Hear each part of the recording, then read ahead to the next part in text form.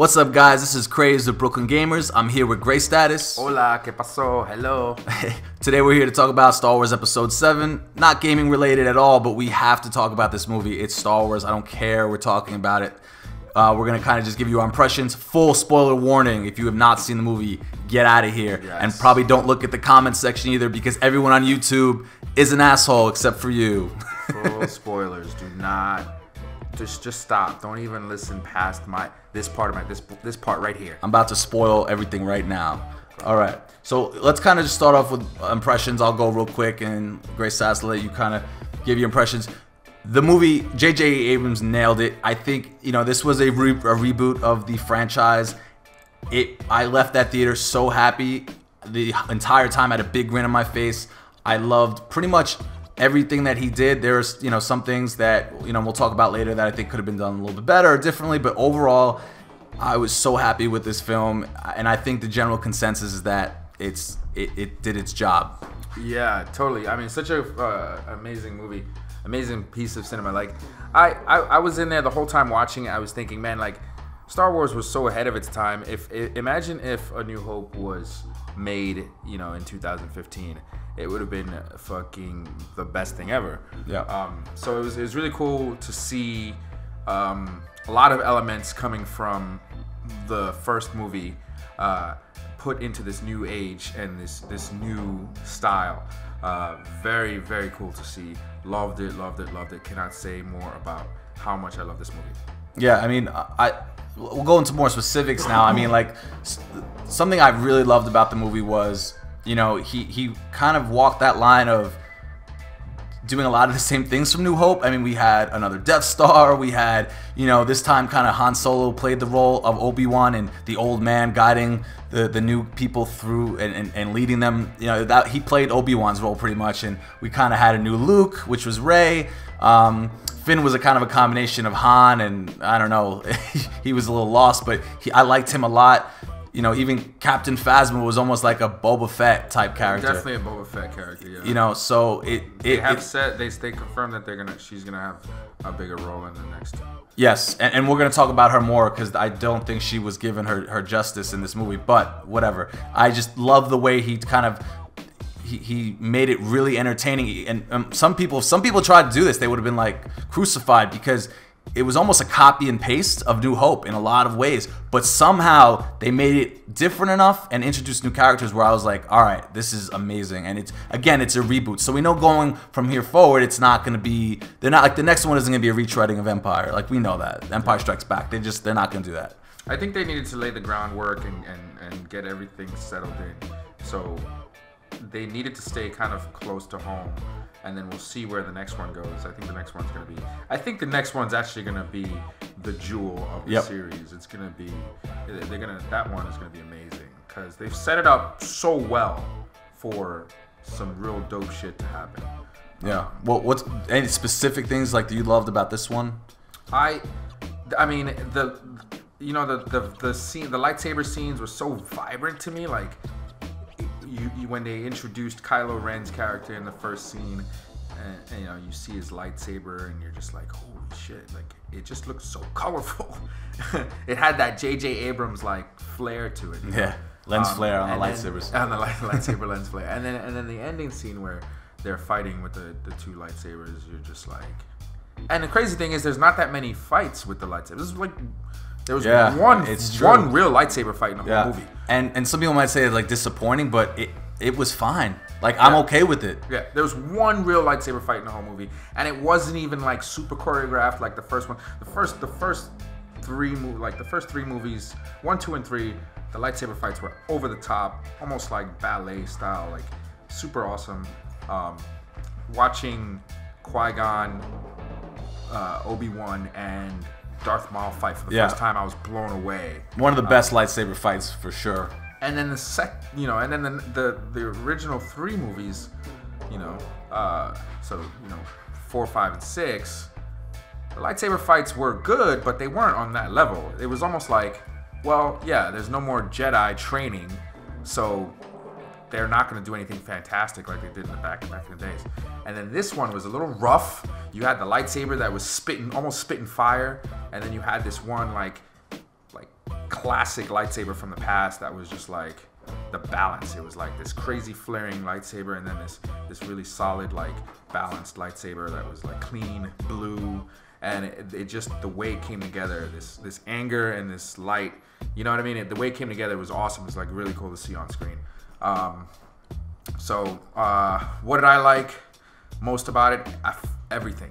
Yeah, I mean it's really hard to pinpoint, and I agree with everything you said. Like, you know, and it really was like the old trilogy in the sense, like, we don't have trained Jedis anymore. Even Kylo Ren, he is not trained. I mean, he's trained, but he's, again, like throughout the movie, he keeps getting reminded that he's not as strong as Darth Vader. He's not ready. He's not gonna be ready for that next level until what happens at the end when he kills his father, Han Solo. That's really when he takes that next step. And even at the end, he's like, Snoke, Supreme Leader Snoke says, now we could start him with, we can finish his training. Let's finish his training. So he was pretty much like a Sith Padawan. Yeah, so we got a Sith apprentice, and we don't even have, you can't even call them Jedi apprentices. You know, they're basically nobodies who picked up a lightsaber. Pretty much, in a sense, you know. Yeah. Obviously, Rey was force sensitive, and she's got great power, but no training. Very cool to see their clashing together, because you could tell that she had equal, if not more, force power than he did. You know, yeah, it's gonna be interesting to see her lineage, because it's almost like an Anakin situation again, where you can tell the force is extremely strong with her. Like, she was able to pick up stuff, and that beckons the question: was she trained by Luke at a young age, and then maybe they wiped her memory, or who knows what happened?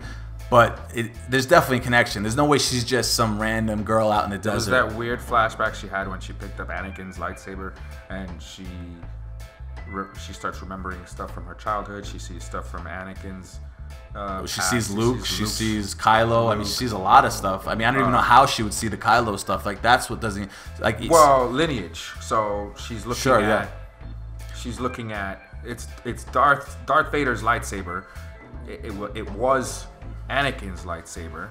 It was Luke's lightsaber, and now you've got the new generation who's part of that lineage. So she's kind of being shown things from the Force, which is very, very cool scene. I really like the way that looked. The whole First Order standing in the rain, really freaky looking. Yeah, the Knights of Ren, which they were referred to in the movie as that, but we didn't see them at all. We actually saw them in a flashback.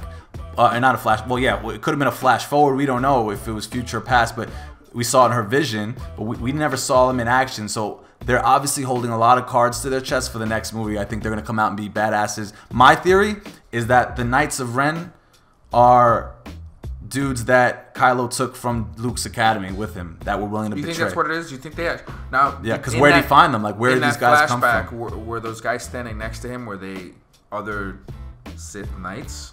Or apprentices, or were they just his band of stormtroopers looking menacing? Like, yeah, I don't know why you dress them like a Sith if they're stormtroopers. I gotta look at that scene again. Because yeah, we're gonna see it again for sure, because there's so much. Like, this is a lot packed into 2 hours and 16 minutes, I believe. And like, I want to go, especially that flashback scene.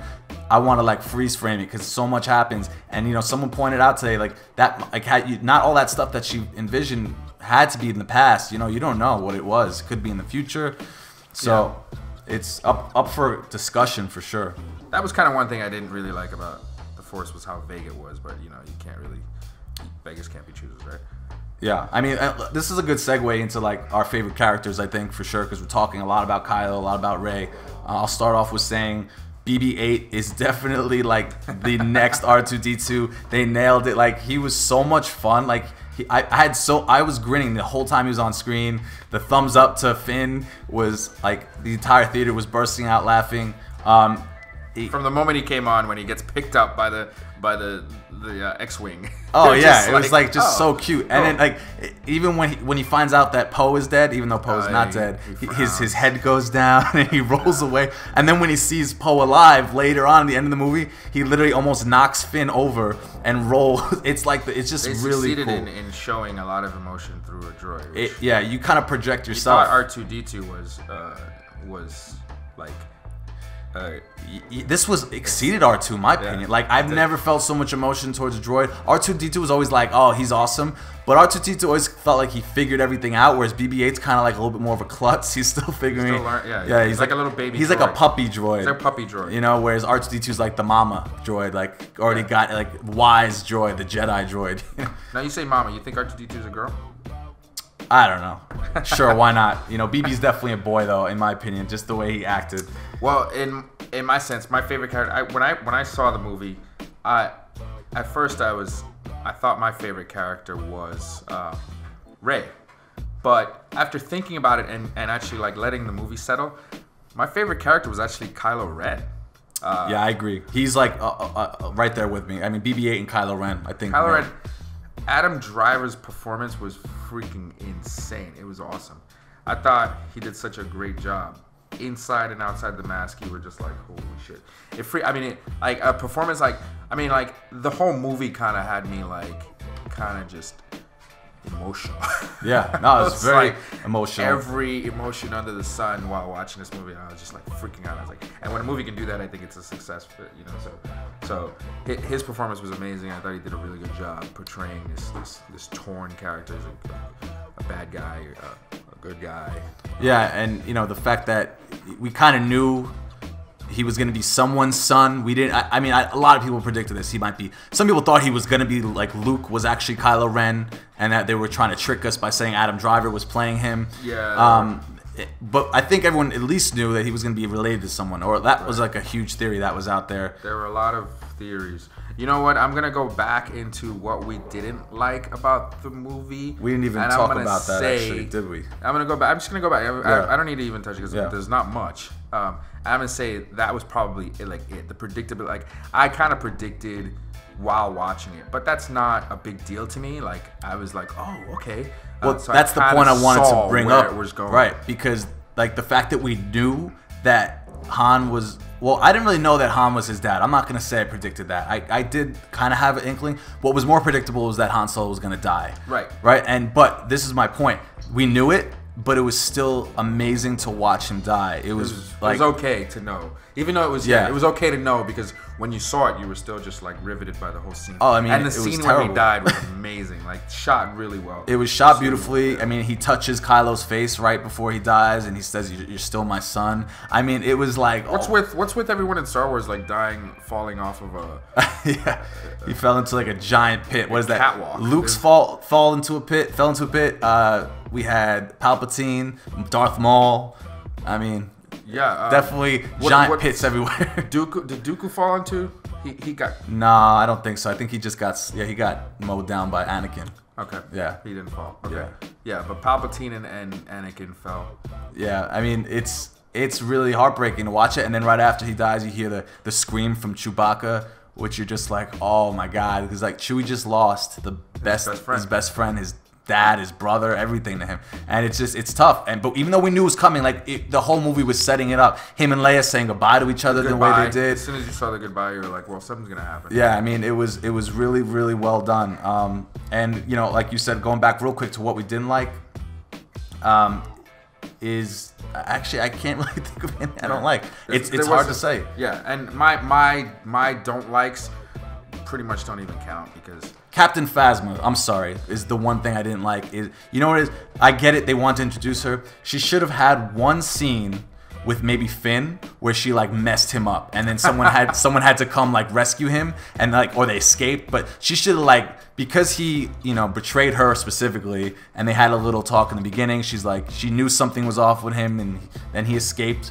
And is with the Resistance. Like, they should have had something where she showed that she's a boss. Instead, we get Han Solo and Finn point a gun at her, and she lowers the shields. Not even a trap, nothing. That was it.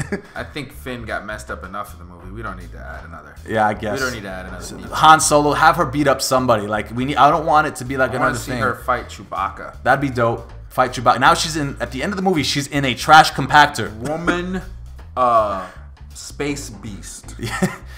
I mean, fight. Can we just talk about that? She's in a space trash compactor. Yeah. which another throwback. That's like she's supposed to be a badass, and there's so much marketing. That was the problem. They marketed Captain Phasma. It's all over cups. It's because she's a female. And listen, I'm all about strong female characters, but we actually went backwards with this because we have a strong female character, quote unquote. And then we threw into a trash compactor, and she didn't do anything the entire movie. I don't even think she shot anyone. Just sit there and look pretty in Yeah. that trash. She ordered people to shoot people. Never shot anyone.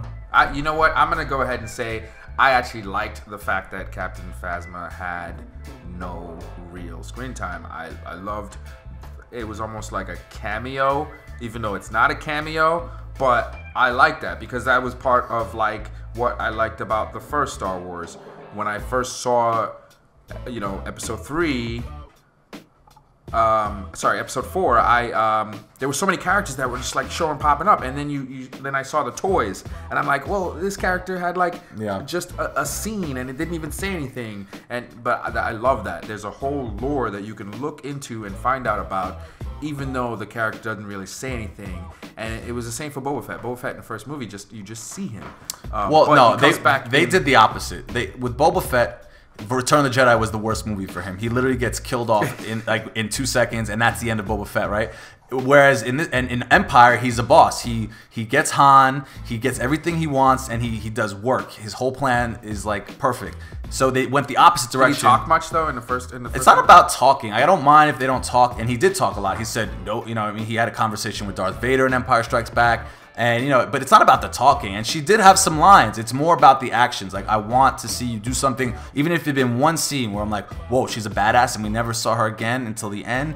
Fine with me. But they can rectify this, so I'm gonna leave it alone. But it definitely was a gripe of mine. I wouldn't have gone that direction. I would have said she's a strong character. We need to show how, like, do something crazy. I don't know what's her special ability. Does she have great aim? Is she a good?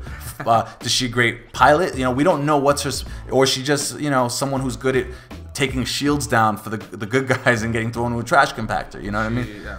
Definitely good at that so far. And after you're done, make me a sandwich. I'm sorry, that was uncalled for. Yeah. I didn't mean that. Anyways, I liked the way they portrayed her. Craze doesn't like the way they portrayed her. I think it's fine. I think it really works with the movies and the style of the movies. Let's go on to favorite scene. This is a good segue into that, I guess. I think this is cheap that I'm gonna use this as my favorite scene, but having Kylo Ren as my favorite character, I think the scene where he stabs his father in the chest is my favorite scene. It was just so gripping. It was like, you knew it was coming, but you wanted to see how it came. And it was just such a good scene. It was definitely one of the best scenes in the movie. That was... Whew. That's probably mine as well. Powerful stuff. I mean, I guess my other one would be Luke. Seeing Luke finally, because you knew he was going to be in this movie to an extent. I mean, we knew because we didn't see him on the poster. He wasn't spoken about. None of the trailers featured him. So I knew, like, my thoughts was he was going to come in at the end and probably maybe mess up Kylo Ren. That was my theory from the beginning. It could have worked for this movie, actually, because some people out here, are complaining that Rey is too strong, which I can understand a little bit because Kylo should definitely be stronger than her. But people need to remember he was shot in the stomach with Chewie's bowcaster. I know, right? So that thing like destroyed people. He was like so handicapped for that fight that's why Rey won, in my opinion. So I don't think Luke needed to come save her. It could have worked, but I do just that scene at the end where she finds Luke. And Mark Hamill's looking like a boss, just standing on that mountain, and he looks great, by the way. Like, he's aged very well. Yeah, looking like Ben Kenobi. He looks like Ben Kenobi, and someone pointed out he had Anakin's hairstyle. Yes, of course. I mean, he kind of had a little bit of Obi-Wan's hairstyle. It was a little bit of, it was everything. It was like all nostalgia into one face. But like the look he gives Rey at the end I loved it because you almost couldn't understand what he was trying to convey. But I liked that. You could tell it was sadness, or kind of like a new hope,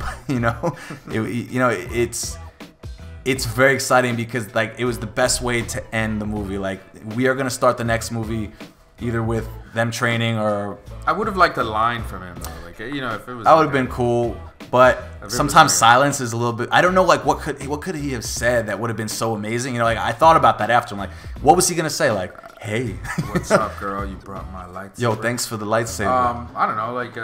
fucking R2, I've been waiting for you. Let's start training. I don't know, something cool. He could have said something cool. I guess.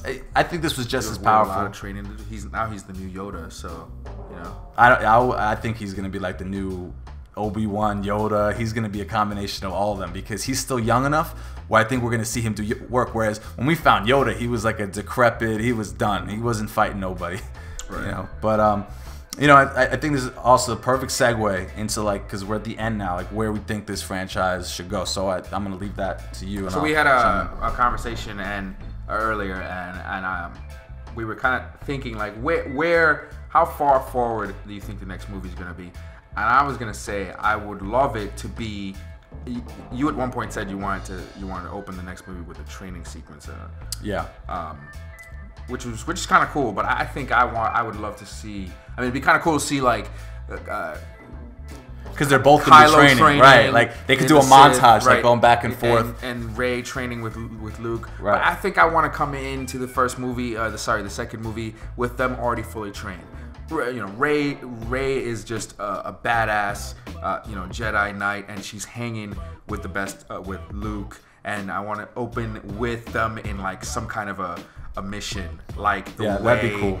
The way Return of the Jedi happened. You know, you see him walking in to go retrieve Han Solo. Right, or even like episode 2 where like Obi-Wan and Anakin on a mission. Like I think that was cool too. Yeah, you know, I think I would love to see that with them fully realized as Jedi and Sith Lord. I agree. I mean, and it's interesting because you could see what they're doing. Like they're definitely trying to separate the groups. Like so now we have a group, right? We got R2, Chewbacca, Luke, and Rey, and then on the other side we have Finn, Leia, C-3PO, R2D2. I'm sorry, C-3PO, BB-8, and Poe. So you got like and you can tell. I have a feeling the next movie they're gonna stay separate for a little bit. I don't think they're gonna come together right away because now you got two sets of characters, and there's also a rumor where they're casting a new female lead.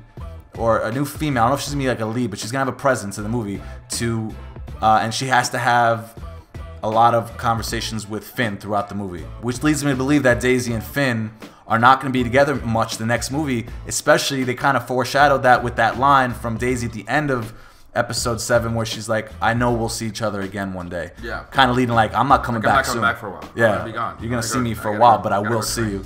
So she finally accepts that they that's another thing. They were both kind of running from their destinies that whole movie. Yeah, I think Finn's gonna be a much stronger character next movie. This one he was kind of weak, but you know he was weak. He also got his back ripped by a lightsaber. But back to containers, man.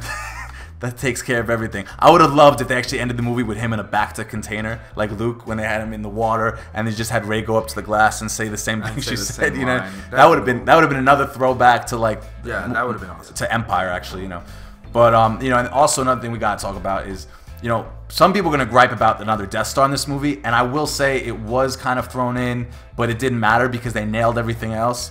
We cannot have another Death Star. In fact, we can't have like another anything space station. I think that it's done. Like we cannot do it again. Yeah. I think they should probably go in like maybe like the direction of like a Sith Empire being built somewhere. We need to have the Sith come back in large numbers. I think that I've been saying this for so long. Like that was what was so cool about the Knights of the Old Republic games is that it wasn't just 2 Sith, it was thousands versus thousands of Jedi. Then you get to the prequel trilogy, and we have thousands of Jedi and only 2 Sith, and they're kind of in hiding, so it doesn't really count, you know?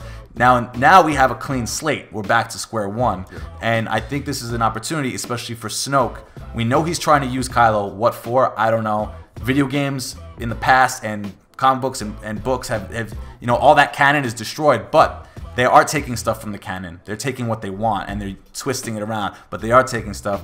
A lot of those books have said that they've harnessed the Force for the dark side and have given stormtroopers Force powers, but light Force powers, nothing crazy. But imagine all of stormtroopers with like light Force powers. It could be devastating, or creating a new Sith army. That is way scarier than a Death Star because you have now Sith running around everywhere. You can't just destroy them with an X-wing shooting a missile into a hole. You know what I mean? Like you have to take them down systematically now. Why do all the Death Stars have that one? One hole. The engineer's like, God damn it, third time. Why did we do that again? Another hole. Fucking hole. hole. Yeah, I mean that scene was Stick it in the hole. It just that even when it blew up, it was kind of like, oh, we don't care. Let's just see. Can we see Luke now? That's what I felt like in episode 7. All right. But so now I think that another thing we should talk about in the future of the franchise is who Snoke is gonna be. Right. So I mean, there's a lot of theories out there, and I'm thinking he's probably just he's an old Sith Lord that was probably like I don't know, like maybe resurrected. I mean, he could just be thousands of years old. I mean, I don't. There are characters who live very long, like Yoda, for example. Yoda lives very, so even the Chewbacca. Right, Chewbacca's Wookiees live hundreds of years, I believe. I have to touch up on my lore. It's been a while, but there are characters who live a long time. But he looked old. He looked like decrepit. He looks decrepit. Old. He looked like he's missing half of his face. And again, we only saw holograms, so it's gonna be interesting. Like, is he gonna be tall? Is he gonna be short? Is he gonna be that big? Yeah, I don't think he's he'll be. I think he's gonna be regular human size, but. I think he's gonna be like 7 foot. I think he's gonna be. Kind of reminded me, like that whole scene reminded me of like some Prometheus or something, like the big aliens. But it is interesting to see who he is. Like I think Han saying, telling Ben or Kylo Ren that he's using you. Once he's done with you, he'll kill you. That's leading me to believe that maybe Kylo Ren is the key to creating an army of Sith again. Maybe he has some crazy power because he is the grandfather of the Chosen One, Darth Vader / Anakin. That also made me think that maybe Han and Leia know who he is. They're like, he's using you because because their son is saying, I'm gonna go train with Snoke. He knows better, and they're like, Snoke, that old fool. You know what I mean? Like it almost sounds like they know. Well, yeah, I mean, there could be a lot of explanations for that. Like Luke obviously could have found out who he was. I mean, but it is true, like you saying, they know. It's not like he's a hidden guy like in the prequels where no one knew who Palpatine was. Right. Like everyone knows, like, all right, there's a Snoke out there, which is cool because I don't want another thing where we're like trying to figure out, some guy in the shadows is doing all this. The Jedi Cold War. Right, yeah, like, all right, we know who Snoke is, like, or at least the characters in the movie know who Snoke is. We have no idea really who he is in terms of like, is he a Sith or is he just some like fanatic or He's Darth Maul. He's shaved his spikes off and he's ready to. I like the rumor that he's Jar Jar Binks. I think that's hilarious. The Phantom Menace. Yeah. Yeah, he could totally be Jar Jar Binks. Yeah, I mean, and the great thing about this movie is we only have to wait about 17 months. It's amazing. It's like, and we're gonna get Rogue One in between, which is the for those of you who don't know, is the movie coming out next December. It's about the guys who steal the plans for the Death Star. No Jedi in the movie. It'll be all about Rogue Squadron fighters, which I think is like super interesting way to go with it. No midichlorians. Nah, no midichlorians. Yeah, I mean, like, anything else you want to touch on the future franchise? I have a lot of stuff in my head. I'm just like, there's a lot. We're never gonna end this episode if we keep talking. There's a lot to talk about. We've covered, I think, a lot. We've covered a bunch of good points. So I think with this, we should probably. Yeah, I mean, I think that I want to leave you guys with that. I mean, if you have anything you should say, leave it in the comments. If you have any of your own theories. Yeah, I'm really interested to see what other people think because this is just our opinion, right? And I know there's a lot of other theories out there. I would love to hear them because now it's all speculation again. I can't get spoiled. I'm good. Right. We're good for 17 months. You see what they did there? We had like this lead up, this build up, where everyone was speculating. Right. And then we saw the movie and we're like, yes. So good. And now we have new bunch of questions to ask. Now we're all speculating again and trying to figure out what the next set of questions are. So it's kind of cool to see how they have kind of increased the longevity. That word of the franchise, which is really good. And another thing is really interesting. I didn't see any Disney, the Disney opening. There was none. It was just no, I don't think because they bought Lucasfilm. So I don't. Sub. It's like a sub. Yeah, and I'm glad. Like, let's not. I didn't want to see. I don't want to see Disney. Listen, Disney, man, you guys did right by this movie. Right. So I'm not gonna hate on you at all. And I don't hate on Disney in general. I just I'm not a fan like the Marvel movies. I think are really starting to get old. This. I want them to keep up the quality, and I like that Rian Johnson is directing the next movie instead of JJ because when all was said and done, this was a very JJ movie. Right. I also don't want JJ to try and outdo himself. You know what I mean? Like, right. He's made this jewel. Right? Star Trek was a great example. Right. And Into the Darkness was good, but it wasn't like better. It wasn't better. It wasn't great. Like it was okay. It was good, but it wasn't. I enjoyed it, but it wasn't like The Empire Strikes Back of Star Trek. You know what I mean? So I don't want JJ to do a second one because I don't want him to have that pressure of like, okay, now I gotta make this better than the last one. Right. No, I want that to be JJ's Star Wars, and it's gonna go down in history that way. It's gonna be amazing. Yeah. Another thing before we leave is when all the characters were in the Millennium Falcon for the first time, he picked up the ball. Was that the training ball? I think it was. Yeah. We're gonna see it again, but I'm pretty sure they had a little ode to the training ball from the first movie, New Hope, and like they picked it up. And I think he just threw it to the side. What is this piece of crap? Yeah. What is this ancient game? It was awesome. I mean, and I gotta mention this one last, like one of my the coolest ways to introduce the Falcon. I didn't see this coming at all. No one could have predicted this. They're running through the desert, and I don't think anyone thought that Rey was going to be driving the Millennium Falcon first. Because in the trailers, you're like, oh, Han's going to be driving with her. Right. But when they're running and they're like, oh, we're not taking that ship. It's a piece of junk. And you don't see the ship they're talking about, and then it pans over, and it's the Millennium Falcon. It's just like, what? Like, of course. Yes. It's the piece of junk. Oh, it was awesome. But, and then I was sitting there. I was like, okay, so they're gonna run in there, and Han is gonna be like, "Get the hell off my ship." Yeah, yeah. And that pretty much happened, just a little delayed. It was perfect. I loved everything about it. Come in as the president and tell him, yeah, get off his ship. But they weren't there, and I was like, I was scratching my head, like, wait, what? And then you get the full story, like, oh, that someone stole the Millennium Falcon from him, which is really very cool introduction. I'm glad we actually touched on that because that was one thing I thought about as well, and I wanted to bring up. Yeah, and I'm sure we forgot plenty of stuff. So, you know, if there's anything you want to talk about, we'll bring it up maybe in another podcast. This is gonna be like the first of our podcast series. It'll be about gaming mostly, but like events like this that are major in the entertainment industry, we are gonna bring up. Especially as we get closer to Rogue One, the next Star Wars. I think I want to talk about Star Wars games and what we'd like to see coming from some Star Wars games, because now this kind of opens the floodgate. They can now make games about these characters. They were not allowed to up until now. Right. You know, so this brings some interesting opportunities, and there are 2 games in development right now that we know of in the Star Wars universe. So definitely I think we're gonna do a podcast on that. I'd love to see 1313 be.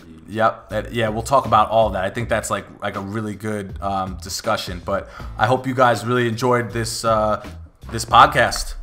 All right. Again, I am Gray Status, and this is Craze with Brooklyn Gamers. Thanks for listening. Hit that like and subscribe button. Punch the shit out of that like and subscribe button. And we'll see you on the next one. See you on the next one. Peace. Peace.